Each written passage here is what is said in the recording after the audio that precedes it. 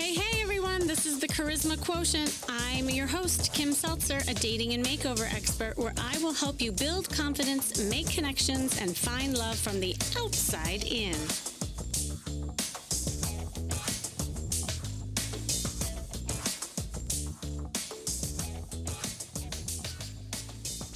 Hey, I have got a quick question for you before we get too far into this episode. Do you think flirting is like totally weird, awkward? You feel just totally dumb when you're doing it? When you think of flirting, is the whole thing just making you cringe? Well, I have something to share with you. From September 28th to October 2nd, I am going to be hosting my first free 5-day challenge. It's called the Flirt Accelerator. And I want you to consider this your personal invite. This is going to be really fun. It's free when you sign up and join me for this go around. It's made to really kick you in the butt. That's why it's called the Accelerator. And you're going to learn how to ramp up your sex appeal and feminine flair. And I know what you're thinking, Kim. I'm just too shy. I don't know how to do it. I don't want to look like one of those hopeless women who just flirts with anybody. But don't worry, I have got you. I'm going to teach you how to bring out your best, most authentic and sexy self while also not looking desperate. So check it out in the show notes. Sign up for free, and I will see you September 28th for our first lesson together. Can't wait. Are you feeling like all first dates are kind of boring? I mean, what if you had more control over the situation and actually created amazing dates filled with chemistry and desire? Yeah, that sounds really easy, right? But that doesn't always happen. I mean, many people complain that conversations get so boring on dates and when they're meeting somebody for the first time. And so many of my clients tell me that their dates often fall into one or two categories. Ones that they are physically attracted to, but flawed somehow, or ones that are just quote unquote nice, but there's just no chemistry. So there's this client who repeatedly wrestled with this issue, and this conundrum commonly led to relationships with struggling musicians and artist type of guys that ended up with her, and then she was like financially supporting them basically. This was not what she wanted for a long-term relationship, although the chemistry was there and she was super attracted to them. She wasn't attracted to the lifestyle. And then she left each of those situations feeling kind of used and unappreciated. Then she met a really nice guy who had everything that she wanted in a man. He had stability, loyalty. He was kind of funny and charming and cute, but she just wasn't physically attracted to him. And she didn't really know why. And she didn't want to be shallow, but she could not imagine spending the rest of her life with someone with whom she was not physically attracted to. So, does she pass on her dream man because she's not physically attracted to him initially? Or, does she just deal with it and say, you know what, if I want a nice guy, I'm just not going to be attracted to him? Well, the answer is neither, to be honest, and it's not that easy. It's a common challenge I hear a lot of people face. And then I'll hear my male clients complain that women only like bad boys, and my women clients complain that men only like bitches. So, many people claim to not have chemistry with single people they meet. But I do believe, and I know this is true, that there are some things you can do to create chemistry with really nice people. And there are things that you can do to change that by simply looking at how you are approaching things, how you are communicating, and your perspective. So, if you want to keep the communication flow going between you, pause and evaluate what you are offering. What are you doing? You're the common denominator if this thing keeps happening to you. The essence of flirting, for instance, is expressing your interest in someone without committing yourself too seriously. So, in a nutshell, flirting is supposed to be fun, it's supposed to be playful. And you almost have to think of going on a date with yourself. Ask yourself, would you want to date you? Are you fun? Are you uplifting? Are you waiting for the guy to create that fun for you? If you turn it up, Sometimes even the boring, nice people will turn it up when they feel that energy from you. So, with me on the line today is a woman who actually took one of my live flirt workshops. Yes, this was before COVID. Gosh, back in those days, I miss those days. But she is continuing to do a lot of the things that I taught her in the workshop, and she's learning how to create more chemistry with different men she meets. But something's happening. She's still having trouble. So she, wanted to come on for some live coaching and get to the bottom of why it's been so hard to find that special guy, even after practicing and getting better at dating and flirting. So, welcome, Kay. Are you there? Hello. Hello, hello. It's good to talk to you again, even though I Good to can't see talk you with in you. person. I miss those days. Yes, very much. Oh gosh. Well, I was super excited to have you on, and it was fun that you have just kind of kept in my community with my free Facebook group, the Love Makeover Insiders, and love that you volunteered to come on because I think this issue, and I want you to share, is so common with a lot of people. So maybe just tell a little bit about you, what you do, and what your dating life has been like so far. Sure. I live in Dallas, Texas, and I am a full-time instructor. My dating experience the past couple of years has been mostly through apps, Hmm. exchanging messages, and I've had two in-person dates, but no relationships in the past 2 years. Oh, so what's been challenging for you? With the apps and with the last two in person dates, the challenges have been with keeping up the conversation in a way that I find interesting and also in a way that interests the guy. I do find myself getting bored often. Ah, okay. Is this something that's more recent a problem, or has this always been kind of challenging, like throughout like your school years and like did you used to be more social and more, kind of having fun conversation, or has it always been a challenge? With the online dating, it's pretty much always been that way. Mm, I've I've had good social outings earlier in my life, but usually not with a guy where it was technically a date. hmm. Hanging out with friends, I've had good times. So like you laugh, you have fun, you're not bored when you're with friends? Right. Okay, so what's the difference, do you think, when it comes to men then? I'm more used to conversing with ones who I already know from something else. Ah. Then in the past 2 years, they've been people who I just met through that. So what is hard about it? Because it sounds like maybe with new people is where you had more trouble. Is there some fear around meeting new people? There's some concern about making sure that there's no safety issues online. I think it's more just a matter of thinking of what to say. Ah, Sometimes feeling a little awkward because I know some of the things I like to say are rather obscure, not that popular. really? Like what? I'm into classic movies. I'm into a lot of vintage stuff. My hobbies tend to be things that aren't typical for somebody my age. Playing bluegrass music, going to art museums. Okay, wait a second. I thought you were gonna say like underwater basket weaving or Oh, like I'm waiting for the clincher. Like she's like, oh my God, this is gonna be like really weird and obscure. I mean, those those have been Kay. obscure enough. Okay, but Kay, like vintage stuff and movies and bluegrass and art music, like I want to date you. Like there's nothing wrong with that. That's like fun, interesting stuff. So, I mean, one thing is that it sounds like you're not finding your tribe, so to speak. I mean, that could be like, one area, but I'm trying to understand, like you said something about feeling a little awkward and you're trying to think about what to say. Like, are you in your head a lot? Yeah, I have been, but that's something I've been working on since the last time I attended your workshop. Ah, yeah. So I am in my head less.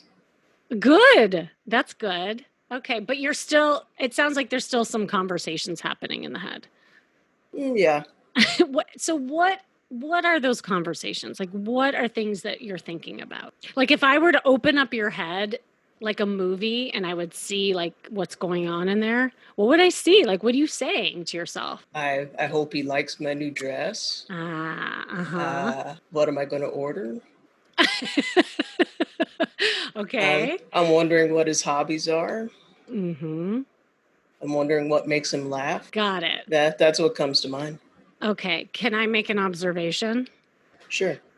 That's okay. I'm exhausted for you, by the way. Like I'm just trying to think like if I was in your head, I'd be exhausted because you're spending a lot of energy worrying and thinking about other people, other things, rather than just connecting and how you feel. Okay. So, in other words, I think and this is a very common thing that I help people with all the time.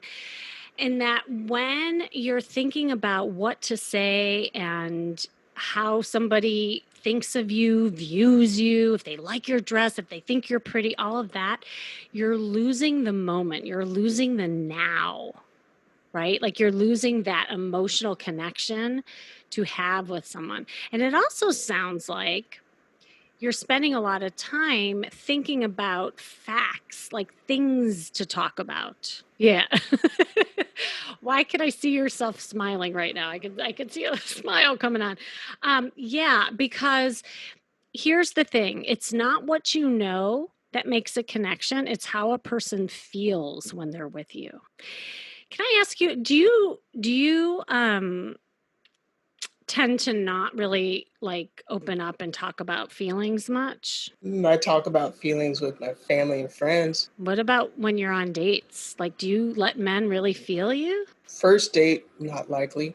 I feel like there's this energy from you that you kind of have your guard up a little bit. Yeah, that may be true. What's that about?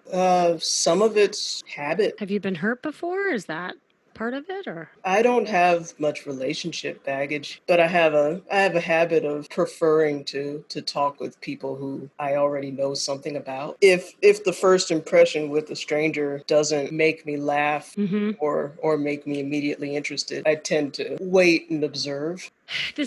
That's also a common thing is that it sounds like you're so used to waiting and being more reactive to people rather than proactive.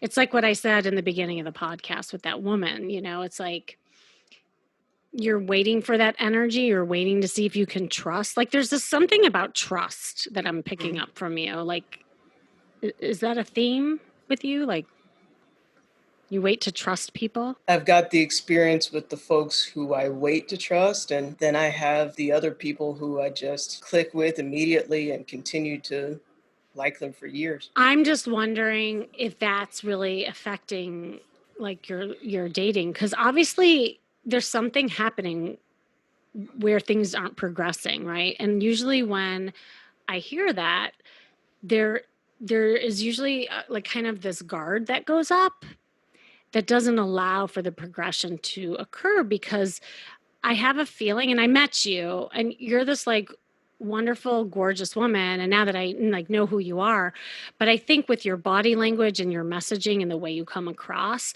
it's almost this notion of, well, what do you got for me?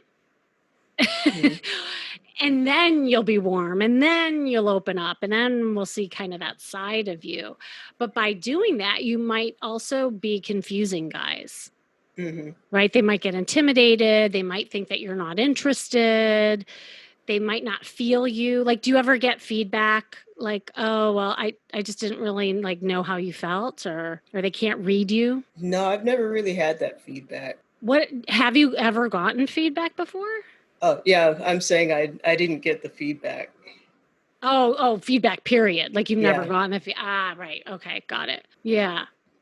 I mean, I wonder, right? Like or maybe just like friends who know you or that kind of thing. That would be an interesting thing to think about. I'm coaching this woman right now and I had her give 3 guys these first impression assessment sheets and it was really fascinating. It was just different like guys in her life, right? And um they all had the same feedback, and she had no clue that she was giving off this vibe. They all Mm. said that she was really hard to read, that once they got to know her, they really liked her. But in the beginning, they all said that they didn't think that she liked them. And so I'm just wondering, like, in ways of, like, again, how you're coming across in that first impression is also kind of warding off some guys or not allowing for the progression to occur. Well, hearing her story makes me think I could have been giving that impression because I didn't know if I liked them or not. Right. And if you don't know if you like them or not, you might not be giving those signals off. So how are they supposed to know whether they Right. like you or not? Right? Like it's kind of like attracts and that kind of thing. And I also, you're very serious. Do you know that? Yes, I know that. I'm just saying, like, you've been serious on this call and just as I known you, but I know there's this like lighter side to you because I got to know you that night. How like readily able are you to show this fun side of you, to be more playful, to laugh, to joke around? Or are you like serious on dates too? I arrange my dates at particular places where I know it'll be easier for me to loosen up. If there's live music or karaoke Okay, that's good. or at a Hmm. dance club. Hmm. But then how much talking is there? Good talking so far. Okay, okay. I always warn people, be careful of noisy places because sometimes you can't get like a good chat in, for Right. those things. Yeah. But that's good. I'm glad because what's what's nice is that you'll be more in your body in those kind of places and kind of relax so that you can get in that energy, so to speak. But I definitely think that there's also that piece also even when you're online, like when you're doing chats online, this like the serious tone that you're taking. Do you sometimes get bored with like the exchanges? Is it more like Q&A kind of thing online or how are the I chats go? try to do more of the Uh-huh. story exchange format, but Good. yeah, the guys usually give me Q&A. And then what do you do when they start asking you questions? I answer the question and add a little personal story to it, Good. and I ask them for one. Good girl. I see you've been doing some homework. I like it. I like it. That's good. Um, I think I think the other, the playfulness along with more the emotional side would be kind of the key to your kingdom, so to speak. I just get this sense is that they just can't feel you as much because you're still like waiting to see if you like them. They were both blind dates. What do you want? Like, what are you looking for? What's your dream? A man who's intelligent, has a plan for his life, and kind, who makes me laugh sometimes. I like it. What about what you want right now? What what what what are some like of your short-term goals with dating? Laughter, that's one of my short-term goals too.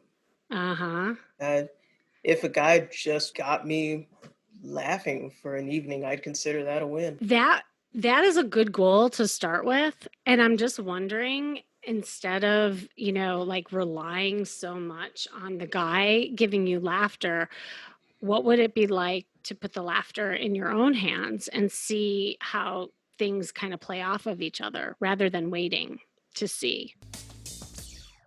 Okay, this episode is really getting good, but I need to interrupt because I just thought of something. I want you to know there's plenty more where this came from in the show notes, but I have linked my free 5-day challenge. It's called the Flirt Accelerator to the show notes. And this is normally a longer challenge. So I wanted to clarify. And I usually charge for this, but I have condensed it into the most actionable tips that are going to help you ramp up your sex appeal and feminine flair so that you can finally master the art of flirting without feeling awkward or looking desperate in an accelerated format. The Flirt Accelerator starts September 28th, so don't miss it. Sign up now while you're thinking of it. And remember, it's completely free, and I'll be using my decade of experience to coach you and help you feel more confident, shed that shyness that you might have, and be a magnet for your ideal partner. So don't miss out. Check those show notes and sign up for the challenge today. Now, back to the show, and I can't wait to see you inside the challenge. Again, I think also just being more proactive versus reactive in the way that you're approaching things and dating would really help you. So it's almost like going into a date or going in an interaction and thinking right away that it's going to be funny, it's going to be fun.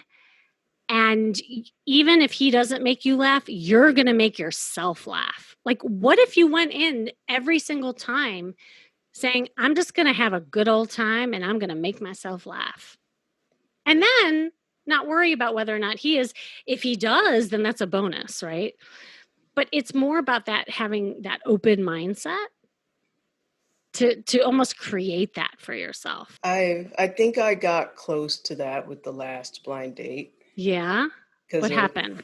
it was the first day of spring break, and I went in determined to enjoy that evening because I knew we'd probably be quarantined for months after that. And I ordered a nice meal, glass of wine, Mm-hmm. uh, put on a special dress, and there I did tell some stories and just Good. relax and have fun. So what happened? He was not having fun, but Oh, he just sat there while I was having fun. okay. Okay. But you at least had fun with yourself. Yeah, and then I went out to the dance club and had fun with somebody else. There you go. I like that's good.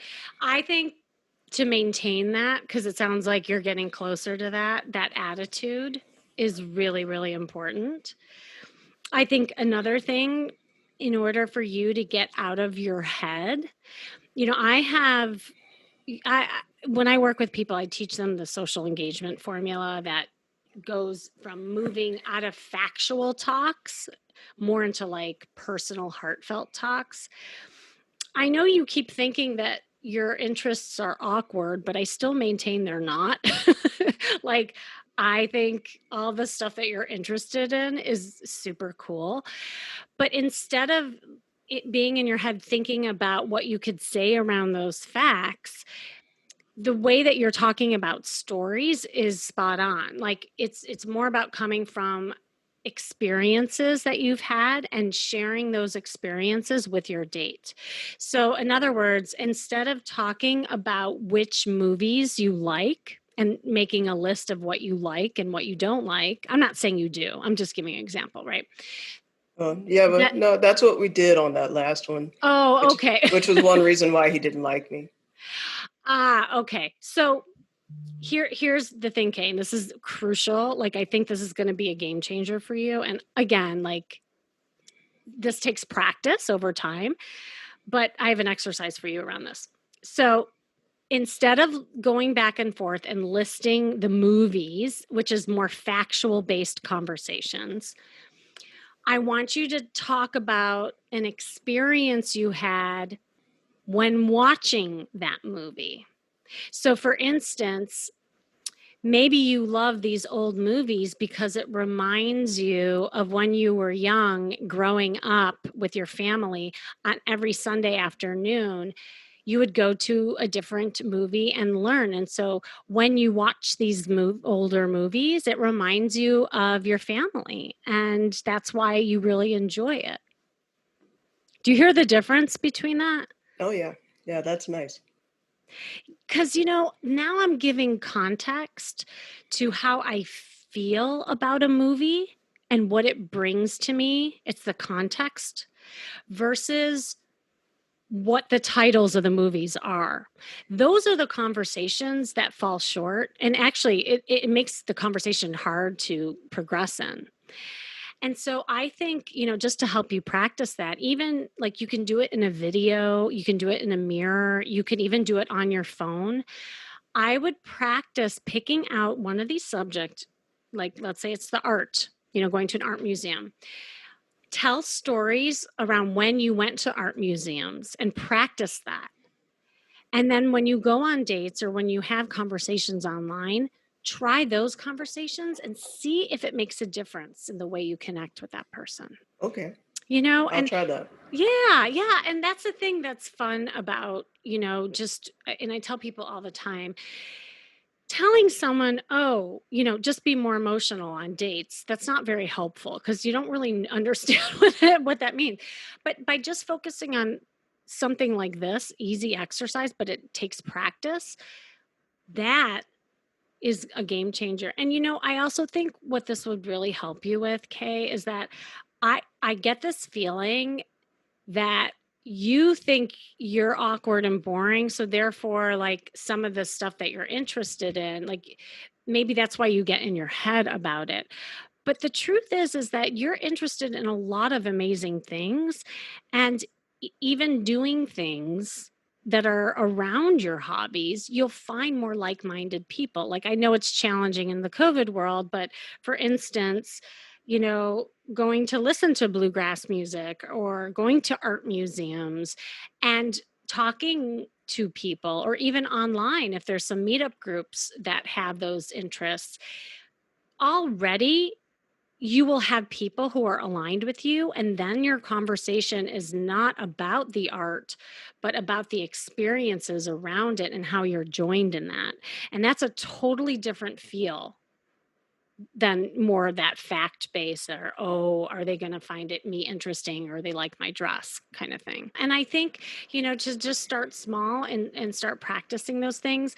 I really think as you let your guard down and just not worry so much whether or not you can trust or like that guy, but treat everybody like they're going to be attracted to you because you have you and you love you, and just like flirt and have fun with everyone kind of thing. I think you'll open a lot of doors too. Okay. See, even now you're very serious. You're like, I'm just paying okay. attention. But see, that's what I mean, Kay. Like, I don't know that. I don't know that. And so the more you get used to even talking more about what you're thinking, then other people can too. So saying, Kim, I will do that. And that sounds like a lot of fun. Like, tell me the feeling behind what I'm saying. Now I feel you more. But just by saying, okay, I don't know how you feel. Hmm. So I'll ask you again. Let's just do a little role play as we end this. How did you just feel right now as we were talking about this stuff? I feel like it'll be fun to meet like-minded people and to express what interests me and to learn more about what interests them too. Okay, so that's a description of what will be fun, but I would love to hear the word I feel X. How do you like name the feeling you're Uh, having right now? See, it's hard for you. This is what I'm saying. I feel slightly intimidated about finding those people, Okay, but much excited at the better. prospect. Yes. Bingo. Oh my gosh, Kay, so much better. And I think you listening, wasn't that so much better? Like, now I get it. It was fine what you said before, but I didn't feel how you felt about what you were saying. So this is the journey. The more you practice this, I feel, and then back it up with a story, I think you'll be on your way. Okay. I Okay, and still feeling slightly intimidated, but that's ready to try okay. it. Okay, perfect. No, and I like that you were honest because it can be intimidating, especially when you haven't done something. And all I can say around that is, and for you listening to, practice, practice, practice. The more you do something, the more confident you'll be. The reason why things feel intimidating to us or we feel insecure is because it's something that's unknown. We haven't tried it before. We feel exposed, we feel vulnerable. But the more that we like really in repetition do things over and over again, it will start to become you. It'll start to become your language, and the easier it'll be. So, Kay, thank you so much for coming on today. It was a pleasure to have you, and I'll wait to see in the group all your progress. Will you post about it? Yes, I will. Okay, awesome. So, thanks for joining me again today. This has been the Charisma Quotient. I'm your host, of course, Kimmy Seltzer. And remember, you can build confidence, make connections, and find love from the outside in. And if you want to know more, make sure you go to my site, as always, kimmyseltzer.com. And if you know you're not progressing on dates or in conversations like, hey, I'm offering something special that might help you, sign up for a free flirt booster session. And that is where we'll kind of diagnose specific flirt challenges you might be having or just having in your dating life in general. And I will shed some light around you can skip those shallow small talk and have deeper connections overall. And when you do this, you will feel better, you will feel lighter and more connected. You can do this by following the link in the show description and sign up for that free call, and I will help you get there. And stay tuned until next week with more tips on how to feel and look fabulous every day.